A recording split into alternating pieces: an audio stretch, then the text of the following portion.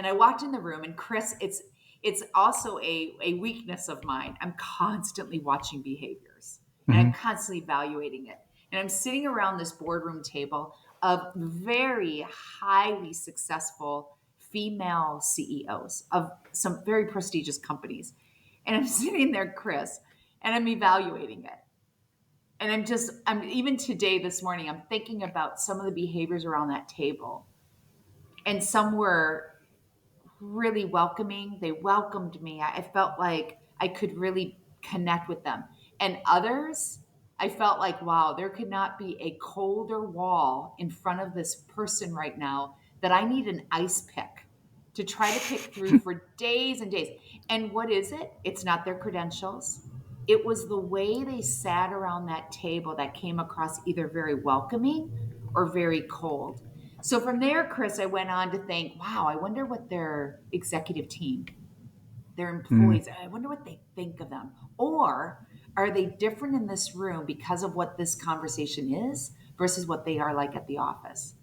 And that's Yeah. what I really try to help coach executives on. The more consistent you can be, the more authentic you are. And to me, consistency plus authenticity is what really builds trust and sustains it. Somebody once said to me that there are two broad types of people, cats and dogs. And if you Ah, think about a room of people, how does a dog behave if a dog walked into the room? And the answer is it yes. immediately wants to be liked, wags its tail, goes to everybody, like me, like me, like me. I want everyone to love me.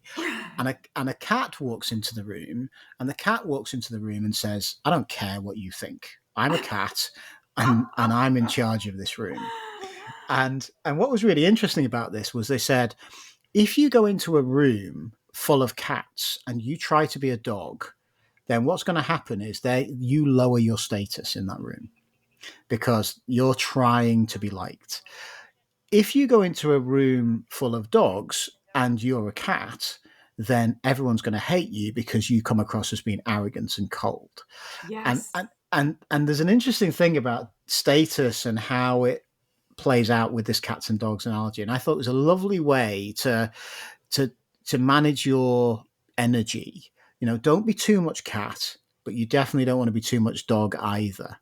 And I remember just going back to the point you made earlier on of make it your own.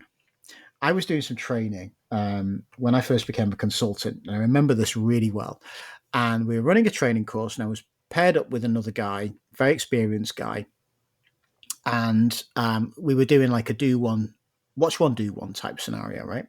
And so I saw him do something, and then he said, "Right, your turn. You go into this next meeting room. You do this one." So I went in, and I did what he did. Right? Communicated the way he communicated it. We came out of the room. We closed the door. He looked at me and he went, "Nope, that doesn't work for you." And it was so funny because when I went in and did it the way he did it, it felt uncomfortable. But he was so honest that when we came out of the door, closed the door, he just looked at me and went, "Nope, that didn't work." And it's just exactly what you talk about of make it your own. We were doing the same thing. We were having to brief a group on a particular task.